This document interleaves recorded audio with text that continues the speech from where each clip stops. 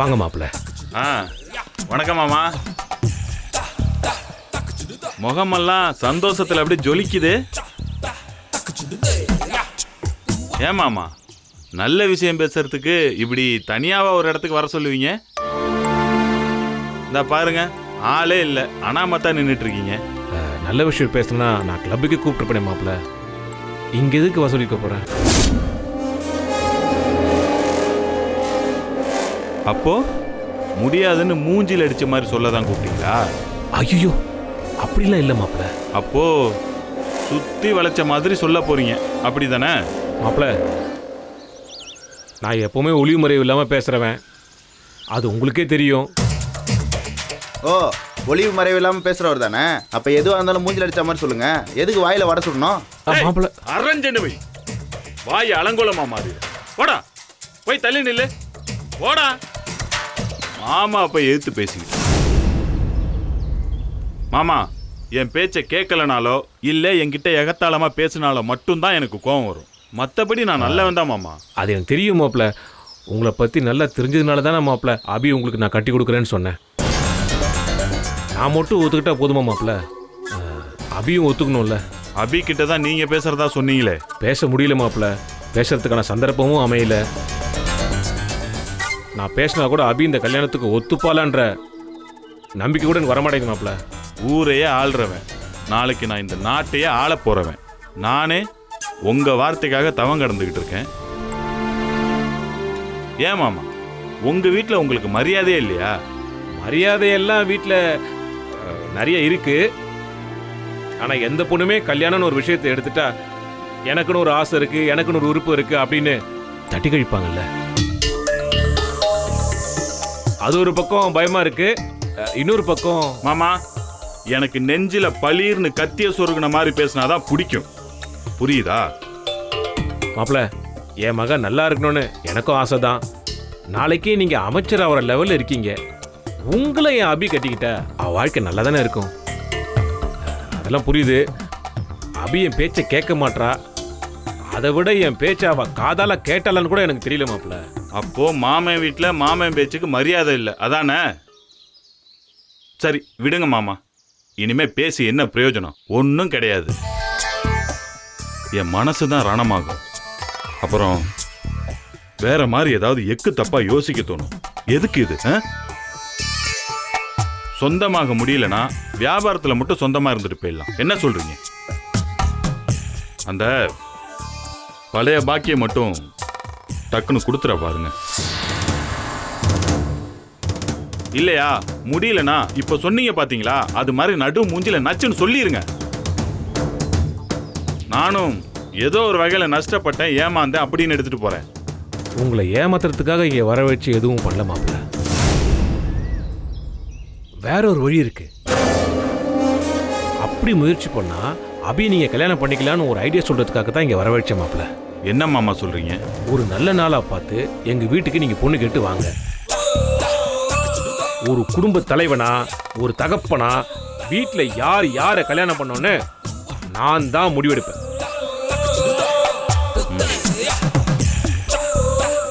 அபிக்கு விருப்பம் இல்லைன்னா சங்கடம் தான் மாமா. மாப்பிள்ள, எப்பவுமே ஒரு கல்யாணம்னா 4 சண்டை இருக்கும், 4 வாக்குவாதம் இருக்கும். அதுக்கெல்லாம் யோசிக்க முடியுமா மாப்பிள்ள? எல்லா சண்டையும் தாண்டி நான் தாண்டி அப்பன்னு ஒரே சத்தத்தில் அவளை அடக்கிறேன். என்னை நம்புங்க, அபி உங்களுக்கு தான். நம்புறேன் மாமா. அடுத்த வாரத்திலேயே ஒரு நல்ல நாளை பார்த்து உங்க வீட்டுக்கு நான் பொண்ணு கேட்டு வரேன். வாங்க மாப்பிள்ள. வர மாப்பிள்ள. வாங்க.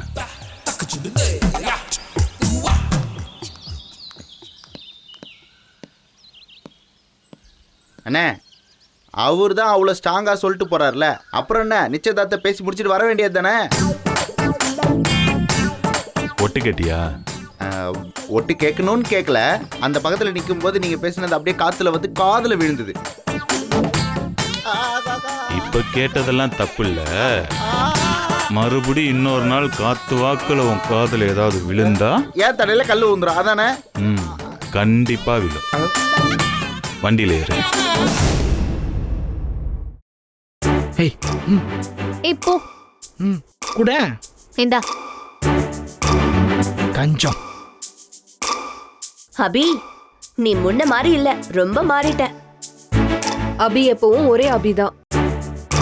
நீ மாறிட்டங்கிறதுக்கு இதான் சாட்சி. எது? எப்பவும் பட்டு பட்டுன்னு சீர்ற பொண்ணு இப்ப வார்த்தையே இல்லாம இருக்க பார்த்தல. கா என்னக்கா நீயும் லூசு மாதிரி பேசுற? அபி நல்லா நங்குன்னு நடுமுக்குல குத்துற மாதிரி தானே பேசுது. அபி எல்லாம் பழைய அபியா தான் இருக்குது. நீங்க தான் புதுசு புதுசா ஏதோ பேசிட்டு இருக்கீங்க. அவங்களுக்கு இதே வேலைதான். நீ விடு கணேசா. ஆமா அபி. யாருக்கு? எங்களுக்கு. ஆமா அதை தான் அபி சொல்லுச்சு. அது உனக்கு காதுல கேட்கல? டேய் சும்மா ரெண்டா. சும்மா தான் இருக்கேன். இது பழைய அபி இல்லங்கிறதுக்கு எங்களால எவ்வளவு காரணம் வேணா சொல்ல முடியும். கன்னியாகுமரி கடலை மொத்தமா குடிச்சிட்டு வந்த மாதிரி இப்படி கம்மனு உட்கார்ந்து இருக்கிற அபிய இதுக்கு முன்னாடி பாத்திருக்கியா? என்னது அபி கடலை குடிச்சிருக்கா? ஆமா கணேசா. ஆத்தி அக்கா மனசுக்குள்ள அப்பப்ப அலையடிக்கிறப்பெல்லாம் பெருமூச்சா வெளில வருது பாரு. ஆமா தானோ? ஏன்? அதெல்லாம் ஒண்ணும் இல்ல கணேசா. பாத்தியா, பழைய அபியா இருந்துச்சுன்னா இந்நேரம் கோபம் உச்சந்தலைக்கு ஏறி இருக்கும், பிராணாயாமம் பண்ணிருக்கோம். ஆமாக்கா அதுவுமே பண்ணாம இருக்கு அபி. கணேசா, நம்ம கடையில வேலை செய்யறப்போ என்ன நடக்குது, ஏன் லேட்டா வேலை பாக்குறீங்க, நிமிஷத்துக்கு ஒரு தடவை போன் பண்ணிட்டே இருக்கோம்ல, இப்ப ஏன் அப்படி பண்றது இல்ல? தனோ வேண்டாம். பாத்தியா முன்னெல்லாம் அபியக்கா கோவப்பட்டா கண்ணுல என்ன தெரியும்? அது சும்மா நெருப்பு தெரிக்குமே. ஆனா இப்ப என்ன தெரியுது? கண்ணு கலர் கலரா சீரியல் பல்ப போட்ட மாதிரி மின்னுது பாத்தியா? ஆமாக்கா. அபி இது ஏதோ பெரிய வியாதி மாதிரி இருக்கு. வா உடனே போய் நம்ம டாக்டரை பாத்தரலாம். டேய் இந்த வியாதிக்கெல்லாம் டாக்டரை பார்த்து ஒண்ணும் ஆக போறதில்ல. வேற வைத்தியம் தான் சரியா வரும். வேற என்ன வைத்தியம்? அக்கா பாத்தியா கோவத்துக்கு பின்னாடி கூட ஒரு சிரிப்பு ஒளிஞ்சிருக்கு. அட ஆமா தானோ? டேய் போட வெளிய. ஆமா எங்க போக சொல்ற? அரவிந்த் ஆட்டோக்கு காசு இல்லாம வழியில நிக்கறானா. நீ நம்ம கம்பெனிக்கார எடுத்துட்டு போய் அவனை கூட்டிட்டு வா. ஆட்டோவுக்கு காசு இல்லனா அபி கிட்ட வந்து கேட்டா அபி தர போகுது. டேய் போடான்னு சொல்றல, கிளம்பி போ. போடா. போறேன். இதையாவது குடு. பேபி என்ன பண்ணிட்டு இருக்க? ட்ரெஸ் பேக் பண்ணிட்டு இருக்கேன். நீங்களும் உங்க துணியை பேக் பண்ணுங்க, கிளம்பலாம். கிளம்புறோமா? எங்க? எங்கேயோ, இனிமே இங்க இருக்க முடியாது. ஏன்? என்ன பேபி? இனி இந்த வீட்ல இருந்தா என் கனவை துரத்தி பிடிச்சி நிஜமா மாத்த முடியாது. கனவே காணாம மனசுக்குள்ள ஒரு இறுக்கமான கைத்துல தூக்கு போட்டு தொங்கும். உயிருக்கும் மானத்துக்கும் நடுவுல வாழ்க்கை தடுமாறி கிடக்கும். அப்படி ஒரு வாழ்க்கையை வாழ தேவையில்லை. எங்கேயாவது போயிட்டு ஏதாவது ஒரு இடத்துல மாச சம்பளத்துக்கு வேலை செய்யலாம். பேபி அப்படி ஒரு சிச்சுவேஷன் இன்னும் வரல. இதுக்கு மேல என்ன சிச்சுவேஷன் வரணும்? நம்ம என்ன மாதிரி ஆளுங்களோட வாழ்ந்துட்டு இருக்கோம் தெரியுமா? நமக்கு விசுவாசமா நமக்கு வேலை செய்யறதா நம்மள நம்ப வச்சுட்டு பேரலா நம்மள பத்தின எல்லா விஷயத்தையும் அசோக் கிட்ட சொல்லிருக்காங்க. அசோக் எல்லாத்த பத்தியும் தெரிஞ்சும் தெரியாத மாதிரி நடிச்சிருக்கான். அப்போ நான் அவன் முன்னாடி இத்தனை நாள் முட்டாளா இருந்திருக்கேன். எனக்கு எவ்வளவு பெரிய அவமானம். நான் போட்ட திட்டம் எல்லாமே முடிஞ்சு போச்சு. இனி அபி கம்பெனி பிராண்ட பில்ட் பண்ணுவா. அசோக் கம்பெனிக்கு நிரந்தரமா எம்டி ஆயிடுவான். ப்ராடக்ட் மார்க்கெட்டுக்கு வரும். லாபம் கொட்ட ஆரம்பிக்கும். நான் எதையுமே செய்ய முடியாம கையை கட்டிட்டு வேடிக்கை மட்டும் பார்த்துட்டு இருக்கணும். அது சாவுக்கு சமமா எனக்கு வலிக்கும் ஜெகன். இல்ல பேபி. என்னை சமாதானப்படுத்த ட்ரை பண்ணாதீங்க ஜெகன். நான் பண்ண எல்லா பிளானுமே ஃபெயிலியர். சரி செய்ய முடியாத அளவுக்கு பெரிய failure. Just stop it baby. எல்லா விஷயமும் அசோக்கு தெரிஞ்சு போச்சு. So what? அவனை பொறுத்த வரைக்கும் இது எம்டி சேருக்காக நடந்த ஒரு சண்டை. அவன் அந்த அளவு தான் யோசிப்பான். ஆனா உன் அல்டிமேட் பிளான் அதுவா? இல்ல, இந்த மொத்த சாம்ராஜ்யத்துக்கும் நான் தான் ராணி ஆகணும். அப்போ நீ அதுக்கு என்ன செய்யணும்? அவங்களுக்கு தெரியாம எப்படி பிளான் பண்ணி அசோக்கையும் அவன் குடும்பத்தையும் இந்த சாம்ராஜ்யத்தை விட்டு எப்படி துரத்தணும்னு யோசி. எப்படி எப்படி யோசிக்க முடியும்? அசோக்குங்கிற ஒரு சின்ன பையன் என் மொத்த கான்ஃபிடென்ட்டையும் ஷேக் பண்ணிட்டான். நோ பேபி, இப்படி நீ மனசு உடையக்கூடாது. இப்பதான் நீ முன்ன விட ஸ்ட்ராங்கா மாறணும். முன்ன விட கிளியரா பிளான் பண்ணணும். அசோக்கோட கவனம் இனிமேல் இன்வெஸ்டர்ஸ் பக்கம் மட்டும்தான் இருக்கணும்.